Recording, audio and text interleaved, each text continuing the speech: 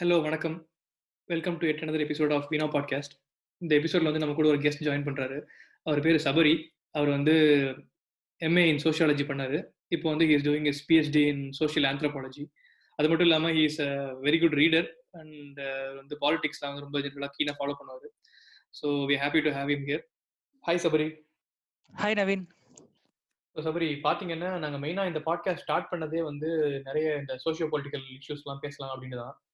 அப்படி பார்க்குறப்ப ஜென்ரலாக நம்ம கிட்ட இந்த டிஃப்ரெண்ட் பொலிட்டிக்கல் ஐடியாலஜிஸ் பற்றிலாம் ஒரு கிளாரிட்டியே இல்லாமல் இருக்குது. அதாவது இப்போ நான் எதை சொல்கிறேன் அப்படின்னா, இந்த கேபிட்டலிசம், கம்யூனிசம், சோஷியலிசம் இந்த மாதிரி டேர்ம்ஸ்லாம் யூஸ் பண்ணுவோம்ல. எல்லாருமே இந்த விஷயங்கள் எல்லாம் அப்படியே போகிற போக்கில் ஒரு ப்ராப்பர் அவேர்னஸே இல்லாமல் ஜென்ரலாக பேசிட்டு போயிடுறாங்க. ஃபார் எக்ஸாம்பிள் வந்து சிலர்லாம் யாரையாவது திட்டணும்னா கூட நீ ஒரு கம்யூனிஸ்ட் அப்படின்னு திட்டு போயிடுறாங்க. அதுக்கு அர்த்தம் என்னன்னே தெரியாம. ஸோ இதை பற்றிலாம் ஒரு கிளாரிட்டி கண்டிப்பாக வேணும். அதனால தான் இதை பற்றி கண்டிப்பாக ஒரு எபிசோட் பண்ணணும் அப்படின்னு நினச்சிட்டே இருந்தேன். ஸோ எனக்கு தெரிஞ்சவங்களில் இந்த மாதிரி டாபிக்ஸ் எல்லாம் பற்றி ஒரு பெட்டர் கிளாரிட்டியோட நல்ல எக்ஸ்பீரியன்ஸோட இருக்கிற ஒரு ஆள் நீங்கள். ஸோ நீங்கள் இதை பற்றி பேசினா இன்னும் கொஞ்சம் பெட்டராக இருக்கும்னு நினச்சேன். ஸோ அப்படியே வந்து இதில் இருக்க டவுட்ஸ், சில மிஸ்கான்செப்ஷன்ஸ், அப்புறம் இந்தியன் கான்டெக்ட் இதெல்லாம் எப்படி பார்க்கலாம் அப்படிங்கிறனால தான் இந்த எபிசோடில் பேச போகிறோம். ஆமா, இப்ப வந்து பாத்தீங்கன்னா, இப்ப ஒரு வலதுசாரி கவர்மெண்ட் தான் ஆட்சியில இருக்கு. அதுக்கு எதிர்த்த மாதிரி நிறைய வாய்ஸும் வந்துட்டு தான் இருக்கு. அப்படி இருக்கும்போது அந்த வாய்ஸ் எல்லாம் கட்டுப்படுத்துறதுக்காண்டி அந்த நிறைய பேர் கவர்மெண்ட் சப்போர்ட்டா இருக்கிறவங்களும் சரி, கவர்மெண்ட்டும் சரி, எல்லாருமே சும்மா வந்து நீ கம்யூனிஸ்ட், நீ கவர்மெண்ட்டுக்கு அகேன்ஸ்டா சொன்னாலே கம்யூனிஸ்ட் அப்படின்னு சொல்லிடுறாங்க. இப்ப வந்து காங்கிரஸ் ஆளுங்களும் கம்யூனிஸ்ட் தான், அவங்க எல்லாருமே ஒன்னா சேர்ந்து கவர்மெண்ட் எதிர்க்கிறாங்க அப்படிங்கிற மாதிரி கொண்டு போறாங்க. இப்போ வந்து ரீசெண்டா பாத்தீங்கன்னா இந்த அர்பன் நக்சல்ஸ் நிறைய பேரை பிடிச்சு போட்டுருக்காங்க. அது மாதிரி வந்து எந்த போராட்டம் செஞ்சாலுமே அவங்க வந்து ஒரு கம்யூனிஸ்ட்னு சொல்லிட்டு ஒதுக்கி விட்டுறாங்க. இது ஏன்னா வந்து நம்மள எதிர்க்கிறவங்க வந்து நிறைய பேர் இருக்காங்க அப்படின்னு தெரியக்கூடாதுங்கிறதுக்காண்டி அவங்க எல்லாருமே ஒண்ணுதான், அவங்க வந்து இந்த சைனா அந்த மாதிரி ஆளுங்களோட ஹெல்ப்ல தான் இவங்க எல்லாம் வந்து இந்த மாதிரிலாம் கவர்மெண்ட்டுக்கு அகேன்ஸ்டா சொல்றாங்க, அந்த நரேட்டிவ் பில்ட் பண்றதுக்காண்டி இவங்க இந்த மாதிரிலாம் சொல்லிடுறாங்க. இது ஒரு வகையில இருக்கு. இன்னொரு வகையில பாத்தீங்கன்னா முற்போக்கான ஆளுங்களும் சரி, அன்றாட வாழ்க்கையிலும் சரி, நம்ம வந்து சும்மா ஒரு மனிதாபிமானத்தோட செயல்பட்டாலே கம்யூனிசம் தான். இட்லியை வந்து இப்போ 2 இட்லி எக்ஸ்ட்ரா இருந்தா ஒருத்தனுக்கு கொடுத்தோம்னா அதுக்கு பேர் கம்யூனிசம் அப்படிங்கிறாங்க. இது மாதிரி மனிதாபிமானத்தோட செயல்பட்டா அதே வந்து கம்யூனிசம் சொல்லிடுறாங்க. அதனால இதுல இருக்கிற நுணுக்கங்களை பத்தி பேசுறது அவசியமா இருக்கு இப்ப. ஆமா, நீங்க சொல்ற மாதிரி தான். எந்த ப்ரொடெஸ்ட் நடந்தாலும், எந்த ஒரு அப்போசிஷன் இருந்தாலும், ஃபார் எக்ஸாம்பிள் இந்த ஸ்டெர்லைட் ப்ரொடெஸ்ட், அப்புறம் ஜல்லிக்கட்டு ப்ரொடெஸ்ட், அப்புறம் ஈவன் இந்த ஜேஎன்யூ ஸ்டூடெண்ட் ப்ரொடெஸ்ட் எல்லாத்துலயுமே வந்து நக்சலைட்ஸ் பூந்துட்டாங்க, மாவோயிஸ்ட் பூந்துட்டாங்க, அப்படிதான் சொல்லி வந்து மழுப்பிட்டு இருந்தாங்க. ஸோ இப்போ வந்து நம்ம லிசனர்ஸ் வந்து ரொம்ப பேசிக் நாலேஜ் இருக்கவங்க, இல்லை வந்து பிகினர்ஸ் அப்படின்னு அசியூம் பண்ணிட்டு தான் நம்ம வந்து இந்த பாட்காஸ்ட்டை வந்து பேச போறோம். இதை வந்து ஒரு மாதிரி ஸ்ட்ரக்சரா கொண்டு போகலான்னு பாக்குறேன். ஃபர்ஸ்ட் வந்து எப்படி வந்து இதை புரிஞ்சுக்கலாம், டெஃபினிஷன்ஸ் மாதிரி பார்த்துட்டு, அப்புறம் வந்து ஒவ்வொரு சிஸ்டம்ல என்ன ப்ராப்ளம்ஸ் இருக்குது, என்ன லிமிடேஷன்ஸ் இருக்குது, அதை அப்படியே பார்ப்போம். அப்புறம் வந்து இது இந்தியன் கான்டெக்ட்ல வந்து எப்படி பொருந்தும் அந்த மாதிரி கொண்டு போகலாம் அப்படின்னு நினைக்கிறேன். ஸோ சொன்ன மாதிரி ஃபர்ஸ்ட் வந்து இது எப்படி புரிஞ்சுக்கலாம், ஒவ்வொரு சிஸ்டமையும் கேபிட்டலிசம், கம்யூனிசம், சோஷியலிசம் இது எப்படி புரிஞ்சுக்கலாம், ஒரு மாதிரி ஒரு இன்ட்ரோடக்ஷன் மாதிரி கொடுத்தீங்கன்னா நம்ம போக நல்லா இருக்கும்.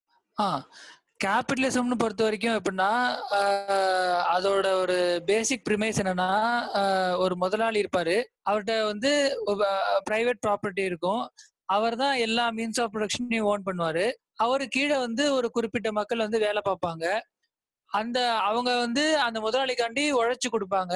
அவர் ப்ராஃபிட் சம்பாதிப்பாரு. அது மேலும் மேலும் ரீஇன்வெஸ்ட் பண்ணி அந்த கம்பெனி வளர்ந்துகிட்டே போகும். அவங்க வந்து அந்த வளர்ச்சிங்கிறது அடிப்படை, ப்ராஃபிட்ங்கிறதும் அடிப்படை.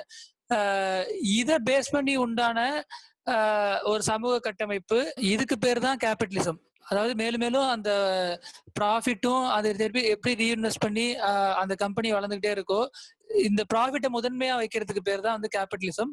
ஆனா அதை பேஸ் பண்ணி உண்டான சமூக கட்டமைப்பையும் கேபிட்டலிசம் அப்படின்னு சொல்லுவாங்க. அந்த கேபிட்டலிசம்ங்கிறது ஒரு ஐடியாலஜியோ இல்ல ஒரு ப்ராசஸ் மட்டுமே கிடையாது. அது வந்து நிறைய கோணத்துல பார்க்கலாம். அது வந்து ஒரு சமூக கட்டமைப்பாவும் பார்க்கலாம், சிஸ்டமாவும் பார்க்கலாம், ஒரு ஐடியாலஜியாவும் பார்க்கலாம். அப்புறம் வந்து மார்க்ஸ் அந்த மாதிரி நிறைய சமூக சிந்தனையாளர்கள் என்ன சொன்னாங்கன்னா, இந்த மாதிரி ப்ராசஸ்ல இருக்கிற நிறைய பிரச்சனைகளை வந்து கொஞ்சம் டீப்பா அனலைஸ் பண்ணி சொன்னாங்க. அதுல ஒண்ணு என்னன்னா வந்து இந்த மாதிரி வந்து எப்படின்னா, அது வந்து ப்ரொடக்டிவிட்டி இன்க்ரீஸ் பண்ணிட்டே இருக்கும். அதனால வந்து நிறைய கூட்ஸ் அவங்க ப்ரொடியூஸ் பண்ணிட்டே இருப்பாங்க, நிறைய கமாடிட்டி ப்ரொடியூஸ் பண்ணிட்டே இருப்பாங்க.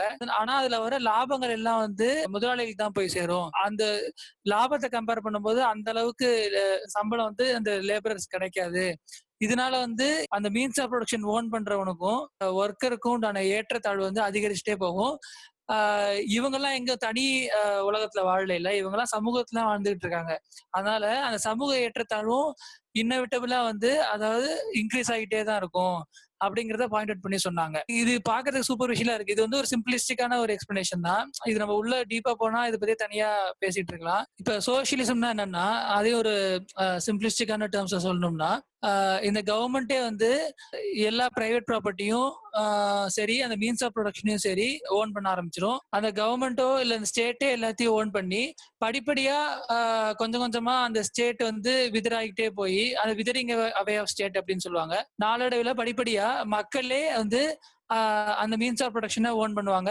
அவங்களே தயாரிச்சு அவங்களே கன்சியூம் பண்ணுவாங்க. அது வந்து யாருக்காண்டியும் மற்றவங்களோட ப்ராஃபிட்டுக்காண்டி தயாரிக்காம அவங்களே தயாரிச்சு அதை அவங்களே கன்சியூம் பண்ணுவாங்க. இதுதான் வந்து சோசியலிசத்தோட அடுத்த நிலை, அதாவது கம்யூனிசம் அப்படிம்பாங்க. ஆனா வந்து இதெல்லாம் வந்து ஒரு சிம்பிளிஸ்டிக்கான ஒரு இதுக்கு அடுத்து இது இதுக்கு அடுத்து இதுன்னு சொல்லிட்டு நம்ம ஒரு ஐடியா கிடைக்கணுங்கிறதுக்காண்டி சொல்றதே தவிர இதுக்குள்ள வந்து நிறைய நுணுக்கங்கள்லாம் இருக்கு.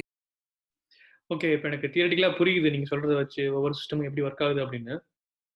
இப்ப எனக்கு ஒரு டவுட் இருக்கு. ஜெனரலா வந்து கம்யூனிசம், சோசியலிசம் அப்படிலாம் சொன்னாலே அவங்க வந்து நிறைய பேர் வந்து இது வந்து பிராக்டிகல் கிடையாது, இது வந்து எப்படி வந்து இது சாத்தியமாகும், நீங்க வந்து கம்யூனிசம் அடாப்ட் பண்ண கண்ட்ரியோ இல்ல சோசியலிசம் அடாப்ட் பண்ண கண்ட்ரியோ எல்லாமே வந்து ஃபெயிலியர்ல தான் முடிஞ்சிருக்குது. Communism is a failed model, socialism is a failed philosophy இப்படிலாம் சொல்றாங்க.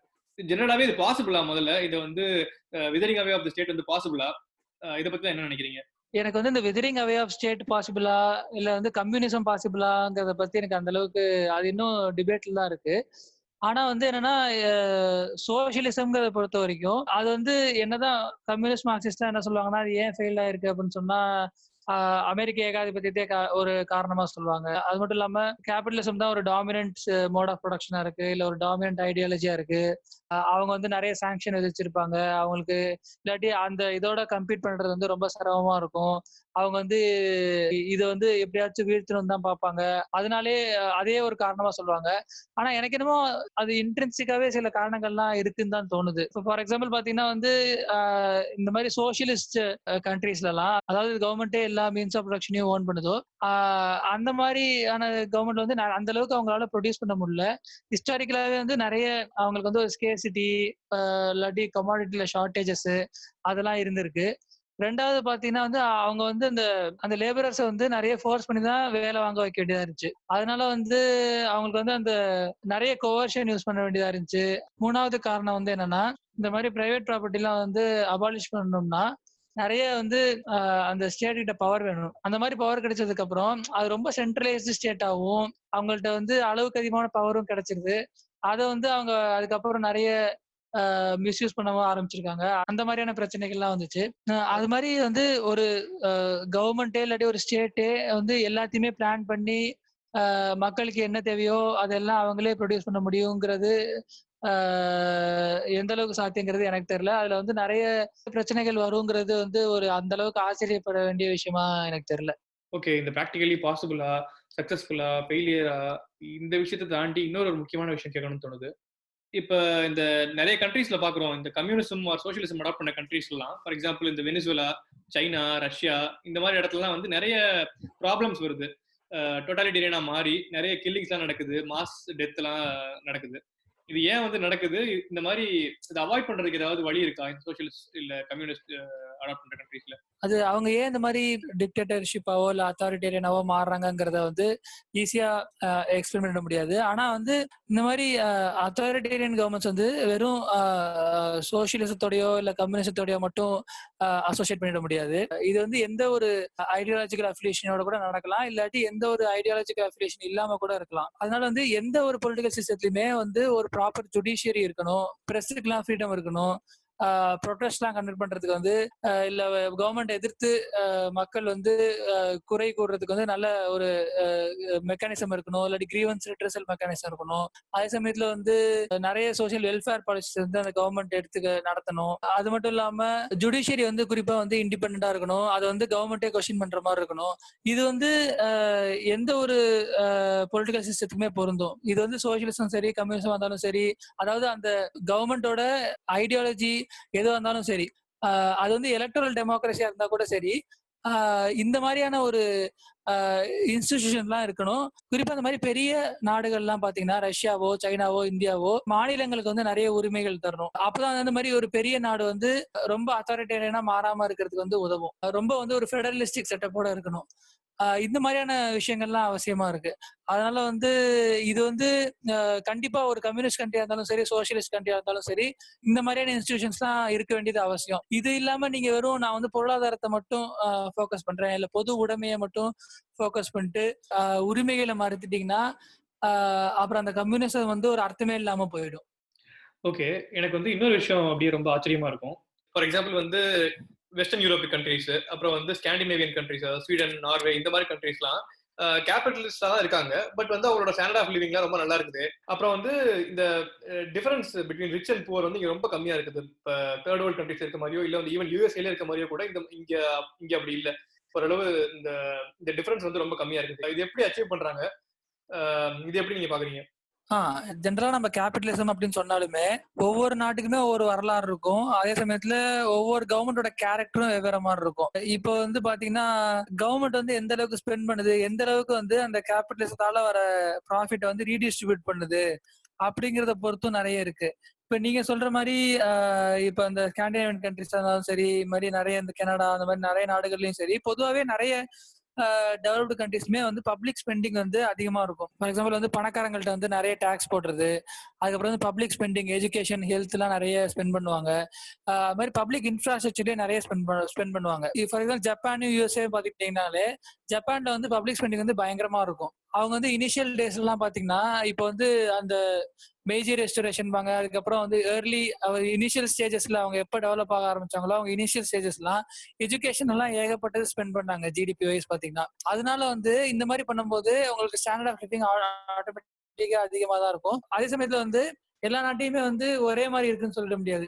இப்ப வந்து யுஎஸ்ஏன்னு பார்த்துட்டீங்கன்னா, அங்க வந்து ஹைலி பிரைவேடைஸ் பண்ணி வச்சிருப்பாங்க. இப்ப எஜுகேஷன், ஹெல்த்லாம். ஆனா வந்து இப்ப வெஸ்டர்ன் யூரோப்னா அந்த அளவுக்கு உங்களுக்கு ஹெல்த்லாம் இருக்காது. இப்ப வந்து நீங்க பாத்தீங்கன்னா, இப்ப யுஎஸ்ல வந்து ஒரு சாதாரண ட்ரீட்மெண்ட்டுக்கோ, ஒரு சாதாரண ஒரு பிரெக்னன்சியா இருந்தாலும் சரி, இல்லாட்டி ஒரு சாதாரணமா ஒரு ஆம்புலன்ஸ் வர வைக்கிறதுக்கு கூட சரி, அவ்வளோ ஸ்பெண்ட் பண்ண வேண்டியிருக்கும். ஆனா வந்து வெஸ்டர்ன் யூரோப்லாம் அந்த அளவுக்கு இருக்காது. ஏன்னா வந்து அவங்க கவர்மெண்ட் வந்து நெறைய ஸ்பெண்ட் பண்ணும் ஹெல்த்ல.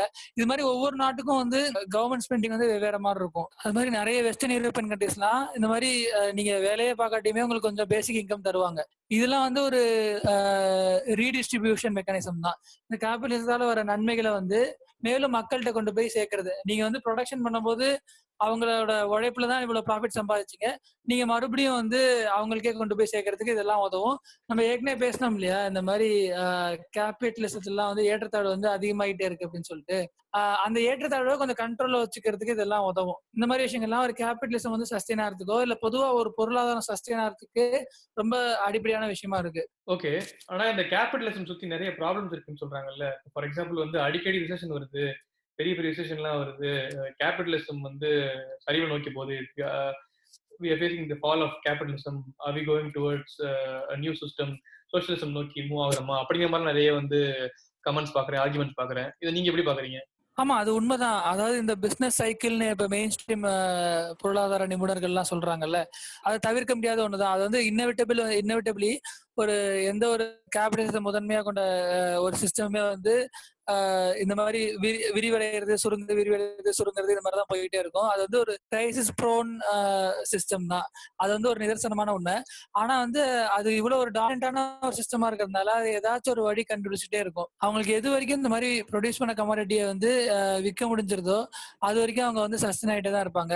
அப்படியே இல்லாட்டியுமே வந்து அந்த ஸ்டேட்டே வந்து நெறைய இன்டர்வீன் பண்ணி, நெறைய பப்ளிக் ஸ்பெண்ட் பண்ணி, இல்லாட்டி வந்து கம்பெனி வந்து திவாலாகாம தடுத்து, அந்த கேபிட்டலிசத்த வந்து காப்பாத்திரும். அந்த இல்லாட்டி இந்த பொருளாதாரத்த காப்பாத்துறேங்கிற பேர்ல வந்து அது வந்து எப்படியாச்சும் காப்பாத்திரும். அதனால என்னதான் மறுபடியும் அந்த மாரி கேபிட்டலிசத்துல கிரைசிஸ் வந்தாலுமே, சோசியலிசம் வந்துரும்னு எதிர்பார்க்க முடியாது. ஏன்னா வந்து அந்த ஸ்டேட் வந்து ஏதாச்சும் பண்ணி, இல்லாட்டி அந்த சிஸ்டமே ஏதாச்சும் பண்ணி, ஆ இல்ல புதுசா ஏதாச்சும் மார்க்கெட் கண்டுபிடிச்சு அத காப்பாத்திக்கும். ஓகே. நம்ம வந்து இந்த விஷயங்கள் எல்லாம் இன்னும் கொஞ்சம் இந்தியன் கான்டெக்ஸ்ட்ல இல்லன்னா தமிழ்நாடு கான்டெக்ஸ்ட்ல பேசணும்னா இன்னும் கொஞ்சம் ரிலேட்டபிளா இருக்கும் கேட்கறவங்களுக்கு. இந்த மாரி நீங்க சொல்ற மாரி public spending, social welfare schemes, அப்புறம் வந்து இந்த மாரி ஐடியாலஜிஸ்லாம் வந்து இந்தியா, தமிழ்நாடு சைடுல பார்க்குறப்ப எப்படி வந்து டிரான்ஸ்லேட் ஆகுது? இதெல்லாம் வந்து அப்படியே அடாப்ட் பண்றாங்களா? இல்ல வந்து என்னென்ன மாரி சேஞ்சஸ்லாம் இருக்குது நம்ம ஊருக்கு வர்றப்ப? இந்தியான்னு பார்க்கும்போது இந்த மாதிரி பப்ளிக் ஸ்பெண்டிங் வந்து குறிப்பா எஜுகேஷன் ஹெல்த்லாம் வந்து அந்த அளவுக்கு இல்லைன்னு தான் சொல்லணும். ஹியூமன் டெவலப்மெண்ட் இண்டிசஸ்லாம் சொல்லுவாங்க இல்லையா, அது மாதிரி infant mortality rate, sex ratio, சமயத்தில் லிட்ரஸி, நியூட்ரிஷன், இந்த மாதிரி இது இண்டிகேட்டர்ஸ்லாம் இந்தியா ரொம்ப போரா தான் ஃபேர் பண்ணுது. கிட்டத்தட்ட ஆப்பிரிக்கன் கண்ட்ரிஸோட கம்பேர் பண்ற மாதிரி தான் இந்தியா இருக்கு. இன்னொரு விஷயம் என்னன்னா, இந்தியாவோட மேஜர் வந்து இந்த மாதிரி சப்சிடிஸ், இந்த மாதிரி ஃபுட் சப்சிடி, ஃபார்மர்ஸுக்கு சப்சிடிஸ், அந்த மாதிரி விஷயங்கள்ல தான் வந்து பப்ளிக் ஸ்பெண்டிங் வந்து அதிகமா இருக்கு. ஆனா ஸ்டேட் வைஸ் பார்க்கும்போது தமிழ்நாடு அந்த விஷயத்துல வந்து நல்லாவே பெர்ஃபார்ம் பண்ணிருக்கு. இந்த மாதிரி பப்ளிக் ஸ்பெண்டிங்ல, இல்ல டெலிவரி ஆஃப் பப்ளிக் சர்வீசஸ்ல, டெலிவரி ஆஃப் பப்ளிக் குட்ஸ்ல எல்லாம் வந்து ஜெனரலா சவுத் இந்தியன் ஸ்டேட்ஸே வந்து பெட்டரா பெர்ஃபார்ம் பண்ணிருக்குன்னு தான் சொல்லணும். புரியுது. ஆனா இந்த ஜெனரலா சொல்றப்போ வந்து தமிழ்நாடு இல்ல சவுத் இந்தியன் ஸ்டேட்ஸ்லாம் வந்து on par with western European countries அந்த மாதிரிலாம் வந்து கொஞ்சம் சொல்லுவாங்க. அது வந்து எக்ஸாகரேஷனா இல்ல நிஜமாவே அந்த அந்த மாதிரி ஸ்டாண்டர்ட்ஸ்ல இருக்கா? ஆமா. அது வந்து உண்மைதான். அது வந்து இப்ப குறிப்பா பார்த்தீங்கன்னா, கேரளாவோட ஹியூமன் டெவலப்மெண்ட் இண்டெக்ஸஸ்லாம் வெஸ்டர்ன் கண்ட்ரீஸோட கம்பேர் பண்ற மாரி தான் இருக்கு அப்படிதான் சொல்லுவாங்க. அது மட்டும் இல்லாம ஜெனரலாவே சவுத் இந்தியன் ஸ்டேட்ஸ் வந்து நல்லாவே இதுல ஃபேர் பண்ணிட்டு இருக்குன்னு தான் சொல்லணும். அதுக்கு வந்து ஒரு காரணம் சொல்லிட முடியாது. அதுக்கு வந்து ஹிஸ்டாரிக்கலாவே நெறைய ரீசன் சொல்லுவாங்க. பார்த்தீங்கன்னா வந்து இப்ப இந்த சவுத் இந்தியன் ஸ்டேட்ஸ்ல வந்து ஒரு ரயாத் வாரி சிஸ்டம் இருந்துச்சு. நார்த் இந்தியால வந்து ஜமீன்தாரி சிஸ்டம் இருந்துச்சு அப்படிம்பாங்க. பிரிட்டிஷ் காலத்திலேயே. ஜமீன்தாரி சிஸ்டத்துல வந்து ஒரு ஆள் வந்து நெறைய லேண்ட் ஓன் பண்ணியிருப்பாரு. 100 ஏக்கர், 150 ஏக்கர். ஆனா அந்த ரயாத்வாரி சிஸ்டத்துல வந்து பெசன்ஸே, அதாவது இந்த கல்டிவேட்டர்ஸே வந்து டைரக்டா வந்து அவங்கள்ட்டே வந்து பிரிட்டிஷர் வந்து டாக்ஸ் கலெக்ட் பண்ணிப்பாங்க. இந்த மாதிரி இருக்கும்போது இன்இக்வாலிட்டி வந்து ஹிஸ்டாரிக்கலாவே வந்து இங்க வந்து குறைச்சுதான் இருக்கு. அதாவது வந்து யார்கிட்டயுமே வந்து 100 ஏக்கர் 200 ஏக்கர் லேண்ட்லாம் இருந்தது கிடையாது. அது ஒரு காரணமா இருக்கு. அதனால நிறைய இங்க சோசியல் ரிலீஜியஸ் மூவ்ஸ்லாம் இருக்கு. பாத்தீங்கன்னா இப்ப வந்து கேரளால வந்து ஸ்ரீ நாராயண குரு தர்ம பரிபாலன யோகம் SNDPம்பாங்க. அது மாதிரி தமிழ்நாட்டுலன்னு பாத்தீங்கன்னா வந்து நிறைய இந்த திராவிட மூவ்மெண்ட்ஸ்லாம் இருந்திருக்கு. சுயமரியாதை இயக்கங்கள்லாம் இருந்திருக்கு. இந்த மாதிரி இயக்கங்கள்லாம் நிறைய ஒடுக்கப்பட்ட மக்களுக்கு நிறைய வாய்ப்பு கொடுத்திருக்கு. அவங்க வந்து நிறைய பொலிட்டிக்கலி நிறைய பார்ட்டிசிபேட் பண்றதுக்கு உதவி இருக்கு ஹிஸ்டாரிக்கலா. இதனால வந்து உங்களுக்கு வந்து அந்த ஏற்றத்தாழ்வு இல்லைனாலே நேச்சுரலாவே உங்களுக்கு வந்து இந்த ஹியூமன் டெவலப்மெண்ட் இண்டெக்ஸ் வந்து கூட இருக்கிறதுக்கு வாய்ப்பு இருக்கு. அது மட்டும் இல்லாம பப்ளிக் சர்வீசஸ், அதாவது இந்த மாதிரி முன்னாடி சொன்னேன் இல்லையா, இது மாதிரி எஜுகேஷன், ஹெல்த், தமிழ்நாடை பொறுத்த வரைக்கும் தமிழ்நாடுக்கும் கேரளாவுக்கும் என்ன வித்தியாசம்னு சொல்லுவாங்கன்னா, கேரளால வந்து நிறைய full and full public goods தான். அது மாதிரி வந்து எஜுகேஷன், ஹெல்த் எல்லாம் பிரைவேடைஸ்டே கிடையாது. ஆனா தமிழ்நாட்டுல வந்து அது பிரைவேடைஸ் பண்ணிருப்பாங்க. ஆனா வந்து தமிழ்நாட்டுல இருந்து நாவல் ஸ்கீம்ஸ் எல்லாம் கொண்டு வந்தாங்க. இது மாதிரி மிட் டே மீல் ஸ்கீம்னு கொண்டு வந்தாங்க.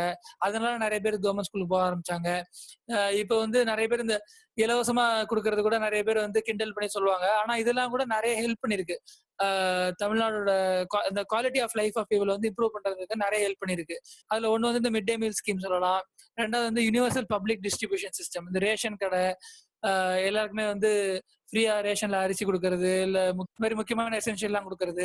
இந்த மாதிரி பப்ளிக் இன்ஃப்ராஸ்ட்ரக்சர் எல்லாம் நல்லா மெயின்டைன் பண்றது. ரோட் பேஸ், ஹாஸ்பிட்டல்ஸ், ஸ்கூல்ஸ், இதெல்லாம் வந்து அங்கன்வாடி ஒர்க்கர்ஸ், அங்க ஸ்கூல்ல வேலை பார்க்குற அங்கன்வாடி ஒர்க்கர்ஸ், இவங்க எல்லாம் நல்லா மெயின்டைன் பண்றது. இந்த மாதிரி இதெல்லாம் நிறைய செஞ்சிருக்காங்க. இது மாதிரி செய்யும் போது உங்களுக்கு வந்து என்னன்னா நேச்சுரலாவே அந்த ஏற்கனவே ஏற்றத்தாழ்வு குறைச்சிருக்கு. செகண்ட்லி இந்த மாதிரி நிறைய சோஷியோ ரிலீஜியஸ் மூவ்மெண்ட்ஸ் எல்லாம் வந்திருக்கு.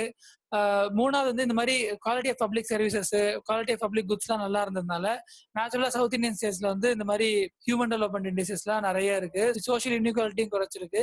ஓவரால் சோஷியல் டெவலப்மெண்ட்டும் ஓரளவு நல்லா இருந்திருக்கு. ஓகே, இந்த பப்ளிக் ஸ்பெண்டிங், இந்த சோஷியல் வெல்ஃபேர் எல்லாம் புரியுது. என்னோட இன்னொரு கேள்வி என்னன்னா, இப்ப நம்ம ஊர்ல வந்து இந்த communist parties, communist ideologies follow பண்றவங்க இவங்க எப்படி கான்ட்ரிபியூட் பண்றாங்க நம்ம சொசைட்டிக்கு? இவங்க எப்படி வந்து உங்களோட ஆக்ஷன்ஸ் எல்லாம் எப்படி இருக்குது நம்ம ஊர்ல? அதாவது என்ன கேக்குறேன் அப்படின்னா, இவங்களோட ஐடியல்ஸ் எல்லாம் வந்து ஏதாவது டைரக்டா இம்ப்ளிமெண்ட் பண்ணிருக்காங்களா அப்படின்னு கேக்குறேன். இந்தியாவோட கம்யூனிஸ்ட் இதுன்னு பார்க்கும்போது அதை பத்தி என்ன டீட்டெயில்டா பேசலாம். எனக்கு தெரிஞ்ச வரைக்கும் நிறைய அங்க அதுக்குள்ளேயே ஃபேக்ஷன்ஸ் எல்லாம் இருக்கு. இதை பத்தினா உங்களுக்கே தெரியும். இப்போ வந்து இப்போ மாவோயிஸ்ட் எல்லாம் இருக்காங்க. அவங்க வந்து ஒரு வன்முறையை கையில எடுத்துக்கிட்டு நாங்க வந்து ஸ்டேட்டே வந்து ஓவர் த்ரோ பண்றோம் அப்படின்னு சொல்லிட்டு இருக்காங்க. அதை தவிர்த்து நிறைய பெசன்ட் மூவ்மெண்ட்ஸ் எல்லாம் ஏகப்பட்டது நடந்திருக்கு. அதை தவிர்த்து பாத்தீங்கன்னா மெயின் ஸ்ட்ரீமா வந்து இப்போ வந்து நிறைய கம்யூனிஸ்ட் பார்ட்டிஸ் எல்லாம் இருக்கு. அதாவது எலெக்ஷன்ல போட்டியிடுற பார்ட்டிஸ் எல்லாம் இருக்கு. CPI, CPM 2 இருக்கு மேஜர் பார்ட்டிஸ். அதை தவிர்த்து நிறைய கம்யூனிஸ்ட் ஆர்கனைசேஷன்ஸ், கம்யூனிஸ்ட் அதான் இயக்கங்கள் மாதிரி நிறைய இருந்துட்டு தான் இருக்கு. இதை தவிர்த்து இந்த மாதிரி கம்யூனிஸ்ட்னு சொல்லிக்காம நிறைய பேர் நிறைய மூவ்மெண்ட்ஸ்லயும் ஆர்கனைசேஷனும் ஈடுபட்டு தான் இருக்காங்க. ஆனா இந்த பொலிட்டிக்கல் பார்ட்டிஸ், அதாவது மேஜரா பாத்தீங்கன்னா கேரளா, வெஸ்ட் பெங்கால்ல தான் வந்து இந்த மாதிரி கம்யூனிஸ்ட் கவர்மெண்ட்னு எலெக்டடா டெமோக்ராட்டிக்கலி எலெக்டட் கம்யூனிஸ்ட் கவர்மெண்ட்ஸ் இருந்திருக்கு. அவங்க என்ன செஞ்சிருக்காங்க அப்படின்னு சொல்லி பாத்தீங்கன்னா வந்து ஒண்ணு வந்து நிறைய வந்து இந்த மாதிரி லேண்ட் ரிஃபார்ம்ஸ் வந்து எஃபெக்டிவா கேரி அவுட் பண்ணிருக்காங்க. என்னதான் வந்து இந்தியா ஃபுல்லாமே ஒரு லேண்ட் ரிஃபார்ம் பாலிசின்னு ஒண்ணு கொண்டு வந்திருந்தாலுமே கேரளா, வெஸ்ட் பெங்கால்ல வந்து ரொம்ப எஃபெக்டிவா கேரி அவுட் பண்ணிருக்காங்கிறத சொல்லுவாங்க. லேண்ட் ரிஃபார்ம்னா என்னன்னா, இந்த மாதிரி ஒரு ஆள் வந்து ஒரு குறிப்பிட்ட ஏக்கருக்கு மேல லேண்ட் வச்சுக்க கூடாது. அது வந்து அதுக்கு ஒரு லிமிட் இருக்கு. Agricultural land. அதுக்கு பேர் தான் லேண்ட் ரிஃபார்ம். அது மாதிரி அத வந்து எஃபெக்டிவா கேரி அவுட் பண்ணியிருக்காங்க.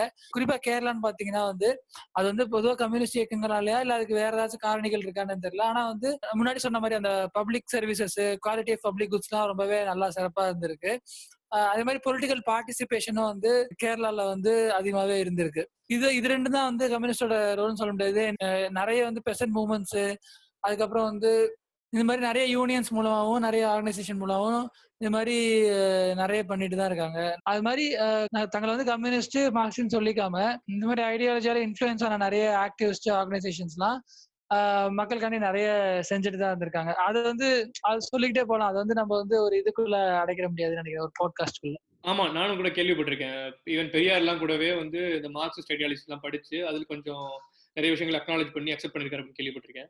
இப்ப ரீசென்ட்டா சுபவீர பாண்டியன் எழுதின வந்து இடதுசாரி தமிழ் தேசியம்னு ஒரு புக் படிச்சேன். அதுல வந்து அவர் என்ன சொல்றாருன்னா, பெரியார் வந்து குறிப்பா வந்து அவர் ரஷ்யா போயிட்டு வந்ததுக்கு அப்புறம், பொது உடைமை வந்து அவரு கம்ப்ளீட்டா வந்து ஆமோதிச்சாரு. எல்லாரையும் அக்செப்ட் பண்ணிட்டாருன்னு தான் அவர் எழுதியிருக்காரு. ஆ இன்ஃபாக்ட் வந்து அவர் பொது பொது உடைமைக்கு சாதகமா நெறைய எழுதியிருக்காரு. இன்ஃபாக்ட் வந்து ஒரு அ தொழிலாளர்கள் கூட்டத்திலயோ எதுலயோ பேசும்போது பெரியார் சொன்னாராம். இந்த மாரி நீங்க வந்து உங்களோட சம்பள உயர்வுக்காண்டி போராடுறீங்க. ஆனா வந்து இதுவே உங்களோட கடைசி எண்டு கிடையாது. இப்போதைக்கு உங்கள உதவுமே தவிர, கடைசியா உங்க தொழிலோட பயன வந்து நீங்க முழுமையா அனுபவிக்கிறதுக்கு வந்து, ஆ நீங்க வந்து ஒரு பொது உடைமை கொள்கைய தான் எடுத்துக்கணும். அது வந்து இந்த வெறும் இந்த சம்பளத்துக்காண்டி போராடினா மட்டுமே பத்தாதுன்னு கூட சொன்னாராம். இந்த மாரி வந்து நான் என்ன சொல்ல வரேன்னா, அது வந்து பொது உடைமை வந்து ஓப்பனா ஏத்துக்காட்டியுமே, ஓப்பனா வந்து அத பத்தி ப்ரொபகேட் பண்ணாட்டியுமே, அது வந்து ஒரு அந்த கொள்கைய வந்து அவர் முழு மனதோட வந்து சம்மதிச்சு அத வந்து ஆமோதிச்சாருன்னு தான் சொல்லியிருக்காரு அந்த புக்ல. அவர் ஏன் வந்து ஓப்பனா வந்து அத வந்து ப்ரொபகேட் பண்ணலன்னா, ஒரு கட்டத்துல வந்து பிரிட்டிஷர்ஸ் வந்து கம்யூனிஸ்ட்லாம் வந்து இம்ப்ரிசன் பண்ண ஆரம்பிச்சுட்டாங்க. அவங்க வந்து ஜெயில்ல தூக்கி போட ஆரம்பிச்சுட்டாங்க. அப்போ வந்து இவர் வந்து சுயமரியாதை பத்தி பேசுறதுக்கோ, இல்ல வந்து பார்ப்பனியத்துக்கு அகைன்ஸ்டா பேசுறதுக்கோ ஒரு ஆள் வேணும் அப்படின்னு சொல்லிட்டு, வேற யாரும் இல்ல. நான் தான் இருக்கேன். நான் வந்து ஜெயில்ல போயிட்டு அ அடைஞ்சுக்க முடியாதுங்கிறதுக்காண்டி, நான் வந்து ஓப்பனா வந்து இது மாரி பொது உடைமை பத்தி ப்ரொபகேட் பண்ண மாட்டேன்னு சொன்னாரே தவிர, அவர் வந்து இத அக்செப்ட் பண்ணியிருக்காருங்கிறது தான் இந்த புக்க படிச்சதுக்கு அப்புறம் எனக்கு தெரியுது. நீ நீங்க பெரியார் பத்தி பேசுனதுனால இன்னொரு கேள்வி அப்படியே வருது. இந்த திராவிடியன் பாலிடிக்ஸ், திராவிடியன் பார்ட்டிஸ்லாம் இருக்காங்கல்ல, ஈவன் இப்ப கலைஞர்லாம் பார்த்தீங்கன்னா, அவர் வந்து சோசியலிஸ்ட் அப்படின்னு சொல்லியிருந்திருக்காரு. ஈவன் பையனுக்குமே கூட ஸ்டாலின்னு பேர் வச்சிருக்காரு. எப்படி இந்த லிங்க் ஐ மீன் இந்த கனெக்ஷன் எப்படி இருக்குது கம்யூனிஸ்ட் அண்ட் திராவிடியன் பார்ட்டிஸ்? ஆமா. பொதுவா பார்த்தீங்கன்னா வந்து, இப்ப மார்க்சிஸ்டோ, கம்யூனிஸ்டோ வந்து என்ன சொல்லுவாங்கன்னா வந்து, திராவிட இயக்கங்கள் வந்து இந்த பொருளாதாரம் பத்தின கேள்விய வந்து கையில எடுத்துக்கல. அப்படிங்கிற குற்றச்சாட்டு வைக்கப்பட தான் செய்யுது. அப்படின்னு சொல்றத விட, இந்த கம்யூனிஸ்ட் கொள்கைகள்லாம் வந்து திராவிட இயக்கங்கள் அந்த அளவுக்கு கையில எடுத்துக்கல. அவங்க ஆட்சிக்கு வந்த அப்புறம் குறிப்பா, அவங்களால எப்ப செய்ய முடிஞ்சதோ, அப்போ வந்து அவங்க கையில எடுத்துக்கலங்கிற குற்றச்சாட்டு வந்து வைக்கத்தான் செய்றாங்க. ஃபார் எக்ஸாம்பிள் வந்து லேண்ட் ரிஃபார்ம்ஸ். இப்ப வந்து கேரளா மாரி ஸ்டேட்டுகள்லாம் இப்ப வந்து நெறைய லேண்ட் ரிஃபார்ம்ஸ் பண்ணியிருக்கோம். அ எஃபெக்டிவா வந்து நாங்க கேரி அவுட் பண்ணியிருக்கோம். அந்த அளவுக்கு வந்து தமிழ்நாட்டுல பண்ணல. அப்படிங்கிற குற்றச்சாட்டு வைக்கிறாங்க. அதுக்கு பதிலளிக்கும் விதமா ஜெயரஞ்சன் போன்ற எக்கனாமிஸ்ட் வந்து என்ன சொல்றாங்கன்னா, டைரக்ட்டா லேண்ட் ரிஃபார்ம் பண்ணாட்டியுமே, இப்ப டெல்டா பகுதிகள்லாம் இந்த டெனன்சி ரிஃபார்ம்ஸ்லாம் நெறைய பண்ணியிருக்காங்க. அதாவது இந்த குத்தகைக்காரர்களுக்கு வந்து நெறைய உரிமைய வந்து திமுக பெற்று தந்தாங்க.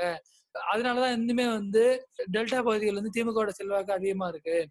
எப்படின்னா வந்து இந்த குத்தகைகளுக்கு நெறைய உரிமை கிடைச்ச அப்புறம், அந்த ஏரியால வந்து நெறைய வந்து ஃபார் எக்ஸாம்பிள் பிராமின்ஸ் தான் நெறைய லேண்ட் ஓனர்ஸா இருந்தாங்க. 2வது வந்து அவங்க பிராமின்ஸ் நெறைய பேர் வந்து மைக்ரேட் ஆகி போக ஆரம்பிச்சுட்டாங்க. அதனால அவங்க வந்து இவங்க லேண்ட இவங்கள்ட்டயே நெறைய வித்துட்டு போயிட்டாங்க. 2வது இந்த மாரி இன்டைரக்ட் வேல வந்து குத்தகைதாரர்களுக்கு நெறைய உரிமை கிடைச்சதுக்கு அப்புறம், நெறைய நெறைய குத்தகைக்காரர்கள் வந்து இடைச்சாதி கள்ளர்கள், அந்த மாரி இடைச்சாதிகளுக்காரங்க தான் நெறைய குத்தகைதாரர்களா இருந்தாங்க. அவங்களுக்கு நெறைய உரிமை பெற்று தந்தாங்க. அவங்களோட வாழ்வாதாரம் உயர ஆரம்பிச்சுருச்சு. லேண்ட் ரிஃபார்ம்ஸ் டைரக்ட்டா பண்ணாட்டியும், இந்த மாரி இன்டைரக்ட் வேல நெறைய ஃபார்மர்ஸ்க்கு வந்து ஹெல்ப் பண்ணியிருக்காங்க. இது மூலியமா நெறைய வந்து சோசியோ எக்கனாமிக் டிஸ்ட்ரிபியூஷன் நடந்திருக்கு. அப்படின்னு அவர் சொல்றாரு. ஜெயரஞ்சன் மாரி எக்கனாமிஸ்ட். 2வது விஷயம் என்னன்னா, இப்ப வந்து இந்த மிட் டே மீல் ஸ்கீம் தராங்க. யுனிவர்சல் பப்ளிக் டிஸ்ட்ரிபியூஷன் சிஸ்டம் இருக்கு. ரேஷன் கடைகள்லாம் இருக்கு. அ அதே சமயத்துல ஈவன் அந்த ஃப்ரீபீஸ்லாம் நிறைய நிறைய தர்றாங்க. இது மூலியமா என்னன்னா, இந்த மாதிரி ஒடுக்கப்பட்ட மக்கள்லாம் ஒருத்தர் நம்பிதான் இருக்கணும், இல்ல ஒரு பண்ணையாரை நம்பிதான் இருக்கணுங்கிற நிலைமை மாறி அவங்க வந்து ஒரு நகரங்களுக்கு மைக்ரேட் ஆகி போயிடுவாங்க. ரெண்டாவது வந்து இந்த மாதிரி ஒரு ஒரு சமூக கட்டமைப்புக்குள்ளே தான் வாழணுங்கிற அவசியம் இல்லாம போயிடுது. இந்த மாதிரி ஒரு ஃபியூடல் செட்டப்ல இருந்து மீண்டு வரதுக்கு அது ஹெல்ப்ஃபுல்லா இருக்கு அவங்களுக்கு. மூணாவது வந்து அந்த ஃப்ரீபீஸ் பத்தி சொல்லணும்னா, கம்யூனிஸ்டும் சரி மார்க்சும் சரி இந்த மாதிரி திராவிடியன் பார்ட்டிஸ் வந்து சும்மா இலவசங்களை கொடுத்து மக்களை ஏமாத்துறாங்க. நிறைய படங்கள்ல கூட பாக்குறோம் இல்லையா, அது மாதிரி வந்து இலவசங்கள்லாம் இந்த மாதிரி கெட்டது, அவங்க வந்து மக்கள் அதனால உழைக்காம சும்மா சம்பாதிக்கிறாங்க, உழைக்காம சும்மா அவங்களுக்கு எல்லாம் கிடைச்சிருது அப்படிலாம் சொல்றாங்க இல்லையா. அதையும் வந்து இந்த மாதிரி ஜெயரஞ்சன் போன்ற எக்கனாமிஸ்ட் வந்து கவுண்டர் பண்றாரு. இது வந்து நிறைய வகையில இன்டைரக்ட் வேஸ்ல வந்து மக்களை வந்து ஹெல்ப் பண்ணுது.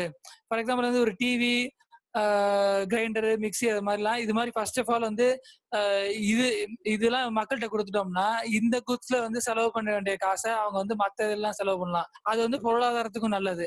ரெண்டாவது வந்து கிரைண்டர், மிக்சி எல்லாம் கொடுத்தீங்கன்னா வந்து இப்ப விமன் நிறைய பேருக்கு வந்து எப்படின்னா வந்து அவங்களுக்கு டைம் லேபர் எல்லாம் சேவ் ஆகும். அவங்க வந்து வேற படிக்கிறதுல மத்த வேலை பார்க்கறதுல வந்து டைம் செலவு பண்ணிக்கலாம். இந்த மாதிரி இன்டைரக்ட் வேஸ்ல வந்து அது நிறைய ஹெல்ப்ஃபுல்லா இருக்கு. அதனால இதையும் வந்து நிறைய பேர் வந்து சும்மா அது மாதிரி ஃப்ரீயா கொடுக்குறாங்க, ஃப்ரீயா கொடுக்கறதுனால அவங்க வந்து உழைக்காம உட்காந்துருக்காங்க அப்படின்னு சொல்றது வந்து ஒரு எவ்வளவு அப்பட்டமா இருக்குங்கிறத அவர் வந்து சொல்றாரு. இந்த மாதிரியான ஸ்கீம்ஸ் மூலியமாவும் சரி, அப்புறம் வந்து குறிப்பா இந்த ரிசர்வேஷன் அந்த மாதிரி ரிசர்வேஷன் எடுத்துட்டீங்கன்னா வந்து ஓபிசி ரிசர்வேஷன்லாம் மற்ற மாநிலங்கள்லாம் இந்தியாவில் இருக்கிற மற்ற இடத்துக்கெல்லாம் அப்புறமா தான் வந்தது. இவங்க வந்து முன்னாடியே 69% வந்து ரிசர்வேஷன் கொண்டு வந்தாங்க. இந்த மாதிரியான ஒரு நிறைய சோசியல் வெல்ஃபேர் பாலிசிஸால இன்டைரக்ட்லி வந்து நிறைய தமிழ்நாட்டுல வந்து பொருளாதாரம் மேம்படவும் சரி, மக்கள் வாழ்வாதாரம் உயர்ந்ததுக்கும் சரி நல்ல காரணமா அமைஞ்சிருக்கு. ஆனா இது எந்த அளவுக்கு வந்து வந்து ஒரு கம்யூனிஸ்ட் ஐடியாலஜியால இன்ஃபுளுன்ஸ் ஆயிருக்குன்னு சொல்ல முடியல. இப்ப கம்யூனிஸ்ட் ஆளுங்க என்ன சொல்றாங்கன்னா வந்து எஜுகேஷன் ஹெல்த்லாம் வந்து நிறைய பிரைவேடைஸ் பண்ணிருக்காங்க. இந்த மாதிரி ஃப்ரீபீஸ் எல்லாம் தரதான் கூட இந்த மாதிரி பிரைவேட் குட்ஸ் தான் நிறைய வந்து தராங்க, அந்த மாதிரிலாம் குற்றச்சாட்டு வைக்கிறாங்க. ஆனா அது மொத்தம் இது என்ன தெரிய வருதுன்னா, இது வந்து ஒரு டைரக்டா வந்து ஒரு கம்யூனிஸ்ட் ஐடியாலஜி இன்ஸ்பயர் பண்ணி வந்ததுன்னு சொல்ல முடியாட்டியுமே கூட இது வந்து ஒரு வெல்ஃபேரிஸ்ட் பாலிசிஸ் இல்ல ஒரு சோசியல் டெமோக்ராட்டிக் அப்ரோச்சோட இருந்திருக்கு, திராவிட இயக்கங்களா இருந்திருக்கு அப்படின்னு சொல்ல முடியும். அதான் இந்த கம்யூனிசம், மார்க்சிசம், சோசியலிசம் இதெல்லாம் வந்து இந்தியன் கான்டெக்ட் அடாப்ட் பண்றப்ப அம்பேத்கர் சொல்ற மாதிரி தான். இப்ப என்னதான் நம்ம வந்து எக்கனாமிக் ஈக்குவாலிட்டி ட்ரை பண்ணாலும் அதுக்கு முன்னாடி வந்து நம்ம சோஷியல் ஈக்குவாலிட்டி ரொம்ப முக்கியம். அதாவது இந்த கேஸ்ட் டிஃபரன்ஸ், இது வந்து ஜெண்டர் டிஃபரன்ஸ், இதெல்லாம் வந்து நம்ம ட்ரீட் பண்ணாம, இதெல்லாம் வந்து நம்ம பேசாம டைரக்டா வந்து எக்கனாமிக் ஈக்குவாலிட்டி மட்டும் பேசினா அது வந்து யூஸ் இருக்காது. இந்த ஆஸ்பெக்டுக்கு வந்து இந்தியாவில இருக்க கம்யூனிஸ்ட் வந்து இம்பார்ட்டன்ஸ் கொடுக்காம அப்படியே அவாய்ட் பண்றாங்க அப்படின்னு ஒரு கிரிட்டிசிசம் இருக்கு. இதை நீங்க எப்படி பாக்குறீங்க? ஆமாமா, அது வந்து உண்மைதான். அது வந்து 100% உண்மை. இது வந்து நிறைய பேர் இந்த சாதிக்கு அகேன்ஸ்டா போராடுறவங்களும் சரி, தலித் இயக்கங்களும் சரி, அந்த குற்றச்சாட்டை வந்து கம்யூனிஸ்ட் மேலேயும் வைக்கிறாங்க. அவங்க வைக்கிற குற்றச்சாட்டு வந்து ஒரு வேலிடான குற்றச்சாட்டு தான். நிறைய வந்து பொது உடைமை இயக்கங்கள் வந்து அதிகமா வந்து உயர் ஜாதிக்காரங்க வந்து டாமினேட் பண்றாங்க. அவங்க வந்து இந்த மாதிரி வந்து ஜாதிய ஒழிப்பு கொள்கை எல்லாம் வந்து அதை பத்தி நிறைய பேசாம இருக்காங்கிற குற்றச்சாட்டு வந்து உண்மையா தான் இருக்கு. இல்ல எனக்கு என்ன ஒரு டவுட்னா, இப்ப நிறைய கம்யூனிஸ்ட் இதெல்லாம் படிக்கும் போதும் சரி, நிறைய டிஸ்கஷன் எல்லாம் கேட்கும் போதும் சரி, அவங்க எப்பவுமே ஒரு பெரிய பெரிய விஷயங்கள் தான் கேட்கறாங்க. இது மாதிரி ஒரு கம்யூனிஸ்ட் கவர்மெண்ட்னா என்ன, இல்லைன்னா வந்து கேபிட்டலிஸ்ட் சிஸ்டம்னா என்ன, அது மாதிரி பெரிய பெரிய கேள்விகள் கேட்கறாங்க. ஆனா வந்து அவங்க வந்து ஒரு பேசிக்கான ஒரு ஒர்க் இல்ல ஏலினேஷன் அதை பத்தி பேசுற மாதிரி தெரியல எனக்கு. அந்த அளவுக்கு இன்னும் பேசியிருக்காரு, நிறைய மார்க்ஸ் அதை பத்தி எழுதியிருக்காரு, அது மாதிரி டிஸ்கஷன் நடந்துதான் இருக்கு. ஆனா அது அந்த அளவுக்கு டீப்பா அவங்க வந்து இன்னும் பேச ஆரம்பிக்கலன்னு தான் எனக்கு தோணுது. இப்ப நீங்களே ஒரு கம்பெனில வேலை பாக்குறீங்க.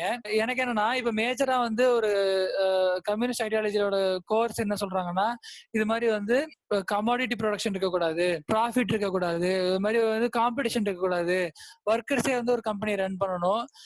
அப்படியே ரன் பண்ணாலுமே வந்து அது வந்து ஒரு காம்படிஷன் பேஸா இருக்கக்கூடாது அப்படிங்கிறாங்க. நான் நிறைய பேர்கிட்ட கேட்கணும்னு எனக்கு என்ன ஆசைன்னா, இது மாதிரி ஏற்கனவே வேலை பார்த்துட்டு இருக்கவங்கள்ட்ட என்ன கேட்கணும்னு ஆசைன்னா, நீங்க வந்து ஒரு ப்ராஃபிட் மோட்டிவ் இல்லாம காம்படிஷன் இல்லாம உங்களுக்கு அந்த அளவுக்கு எஃபெக்டிவா வேலை பார்க்க முடியுமா அப்படிங்கிற கேள்வி கேட்கணும்னு ஆசையா இருக்கு. நீங்க என்ன சொல்ல விரும்புறீங்க அதுக்கு? இல்ல, இது நியாயமான கேள்விதான். அதாவது இந்த மாதிரி காம்படிஷன் இல்லாம இந்த மாதிரி வந்து ஒரு ப்ராஃபிட் மோட்டிவோட ஒரு சூப்பர்வைசர் இல்ல அப்படின்னா நீங்க சொல்ற மாதிரி எனக்கு அந்த மோட்டிவேஷன் இருக்காது கண்டிப்பா. இந்த மேபி இந்த பப்ளிக் இல்ல கவர்மெண்ட் ஆபீசஸ் எல்லாம் இருக்கிற மாதிரி அந்த லெத்தார்ஜிக்கா எனக்கு வந்து என்ன ஒரு 3 years ஒர்க் பண்ணா 4 years ஒர்க் பண்ணா எனக்கு இந்த ப்ரொமோஷன் கிடைக்கும் அப்படிங்கிற மாதிரி ஆயிரும். எனக்கு வந்து எப்போ வந்து என்னோட பெர்ஃபார்மன்ஸ் பேஸ் பண்ணி என்னோட இன்சென்டிவ்ஸ் இல்லைன்னா என்னோட ப்ரொமோஷன் இருக்கோ அப்போ வந்து என்னோட இன்னும் கொஞ்சம் எக்ஸ்ட்ரா எஃபர்ட் போடுவேன், இன்னும் கொஞ்சம் எஃபிஷியன்ட்டா ஒர்க் பண்ணுவேன் அப்படின்னு எனக்கு தோணுது. என்னோட பாயிண்ட் ஆஃப் வியூல இருந்து எனக்கு அப்படிதான் தோணுது. அது உண்மைதான். ஆனா இதுக்கும் அவங்க ஒரு பதில் சொல்லி வச்சிருப்பாங்க. என்னன்னா வந்து நம்ப இப்படியே ட்ரெயின் ஆயிட்டோம்ல சின்ன வயசுல இருந்தே. ஒருவேளை அதனால நம்ம அந்த சிஸ்டத்திலேயே வளர்ந்ததுனால, நம்ம அந்த சிஸ்டம் என்ன சொல்லுதோ அப்படின்னு தான் வேலை செய்ய தோணும். அப்படிங்கிற ஒரு நிலைமைக்கு நம்ம கண்டிஷன் ஆயிருக்கோம். நம்ம ஒருவேளை வந்து நம்ம வேற சிஸ்டத்திலேயே பொறந்து வந்துட்டோம்னா, நம்ம வேற மாதிரியான மோட்டிவேஷன்ஸ்லாம் நம்மளுக்கு இருக்கலாம். இல்ல இதெல்லாம் ம். நியாயம் தான். பட் என்ன இருந்தாலும் நம்ம வந்து டுவர்ட்ஸ் சோஷியலிசம் கம்யூனிசம் மூவ் ஆகுறோம் அப்படின்னா இப்ப இருக்க கரண்ட் ம். சிச்சுவேஷன்ல தான் மூவ் ஆக போறோம். டைரக்டா வந்து இருக்கிறதெல்லாம் ம். எரேஸ் பண்ணிட்டு அப்படியே வந்து சோஷியலிஸ்டா மாற போறது இல்ல. ஸ்டெப் பை ஸ்டெப் போணுங்கிறப்ப இந்த மாதிரி டிரான்சிஷனையும் நம்ம கன்சிடர் பண்ணி தானே பேசுறோம். ஆமாமா. அது உண்மதான். இதெல்லாம் நெறைய கேள்விகள் வந்து இது மாரி ஈஸியா ஆன்ஸர் பண்ண முடியாத கொஸ்டின்ஸ்லாம் நெறைய இருக்க தான் செய்யுது. இத பத்தி நெறைய பேர் எழுதியிருப்பாங்க. என்னதான் எழுதியிருந்தாலுமே நம்ப மேலும் மேலும் இத வந்து டிஸ்கஸ் பண்ண வேண்டிய அவசியம் இருக்க தான் செய்யுதுன்னு நெனைக்கிறேன். கரெக்ட் தான். இப்ப ஃபார் எக்ஸாம்பிள் ஈவன் இந்த இந்த லேபர் யூனியன்ஸ், ட்ரேட் யூனியன்ஸ்லாம் வந்துமே வந்து இந்த மார்க்சிஸ்ட் ம். ஐடியாலஜினால தான் வந்து இன்னும் கொஞ்சம் இவ்வளவு ஸ்ட்ரிக்ட்டா இம்போஸ் ஆனுச்சு. இந்த மாதிரி கேபிட்டலிஸ்ட் ம். கண்ட்ரீஸ்லயுமே இந்த 8 ஹவர்ஸ் ஒர்க்கிங் டைம் இதெல்லாம் வந்து கொண்டு வந்ததுக்கு அதுவும் ஒரு மெயின் ரீசன் தான். ஸோ நீங்க சொல்ற மாதிரி பியூரா வந்து இதுதான் இருக்கணும் இதுதான் இருக்கணுங்கிறது இல்லாம இந்த மாதிரி மிக்சடா இருந்தா தான் வந்து பெட்டரா இருக்குங்கிற மாதிரி எனக்கு தோணுது. சரி ஓகே, நம்ம வந்து நிறைய பேசியிருக்கோம். கன்க்ளூடிங்கா எனக்கு வந்து ஒரு விஷயம் இப்படி கேட்கணும்னு தோணுது. இதுதான் பெஸ்ட், இதுதான் கரெக்ட் அப்படிங்கிற மாதிரி நம்ம ஏதாவது சொல்லலாமா? அதாவது capitalism is better than communism, communism better than capitalism, இப்படி வந்து நம்ம ஃபைனலா டேக் அவே ஏதாவது எடுத்துக்கலாமா? என்ன பொறுத்தவரைக்கும் நான் படிச்சு கேட்டு தெரிஞ்ச வரைக்கும், கம்யூனிசம் வந்து ஒரு டெஃபினைட் ஃபார்ம் கிடையாது. புரட்சிக்கு வந்து ஒரு எண்ட் கிடையாது. இந்த மாரி இது வந்ததுக்கு அப்புறம் எல்லாம் முடிஞ்சிருச்சு. இதுக்கப்புறம் எதுவுமே பண்ண வேண்டாங்கிற மாரி எப்பவுமே எந்த காலத்துலயுமே நடந்துராது. நம்ம கன்டினியூஸா வந்து நம்ப மாற்றத்துக்கான தேவை இருந்துகிட்டே தான் இருக்கும்.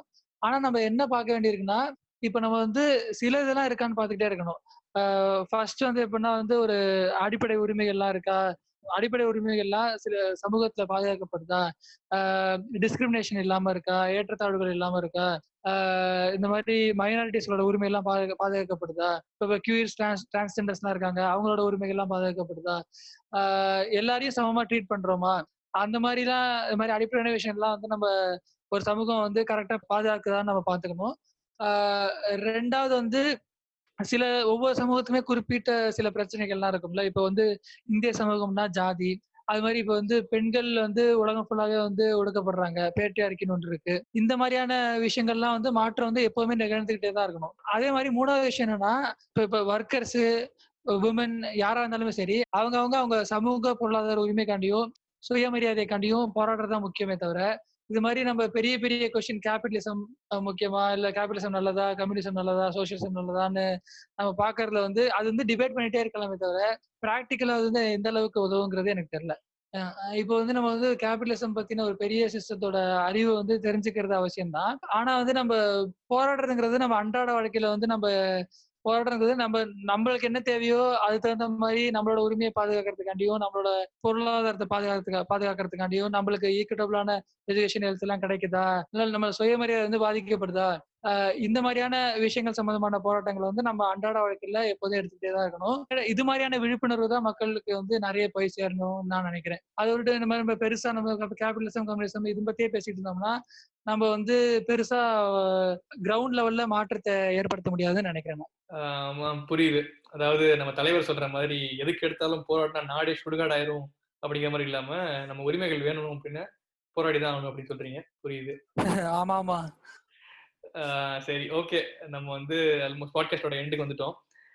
இன்னைக்கு வந்து நிறைய விஷயங்கள் பேசியிருக்கோம். எனக்கு ஸ்பெசிஃபிக்கா ரொம்ப இன்ட்ரெஸ்டிங்கா இருந்துச்சு. நம்மளோட லிசனர்ஸ்க்கும் நிறைய விஷயங்கள் புதுசா இருக்கும். இது வந்து ஒரு கான்வர்சேஷன் ஸ்டார்டரா இருக்கும். இந்த மாதிரி கம்யூனிசம், கேபிட்டலிசம், சோஷியலிசம் இந்த டிஃபரன்ஸ்லாம் புரிஞ்சுக்கிறதுக்கும். தேங்க்ஸ் நவீன். எனக்கு இந்த பாட்காஸ்ட்ல பேசுறதுக்கு ஆப்பர்ச்சுனிட்டி குடுத்ததுக்கு ரொம்ப நன்றி. எனக்குமே வந்து நம்ம என்னதான் வந்து கேட்டு படிச்சு தெரிஞ்சிருந்தாலுமே, இது மாரி டிஸ்கஸ் பண்ணும்போது தான் நம்மளுக்கு வந்து யோசிப்போம். அது மூலியமா தான் நம்மளுக்கு வந்து ஒரு ஃபார்ம் கிடைக்கும். அது மாரி இந்த பாட்காஸ்ட்ல பேசினதுக்கு அப்புறம் தான் எனக்கே வந்து நெறைய விஷயங்கள்ல வந்து ஒரு கிளாரிட்டி கிடைச்சிருந்துச்சுன்னு சொல்லலாம். ஓகே, நம்ம இதே மாதிரி இன்னொரு இன்ட்ரெஸ்டிங்கான டாபிக்ல இன்னொரு எபிசோட் ஆஃப் நம்ம பாட்காஸ்ட்ல சந்திப்போம். நன்றி.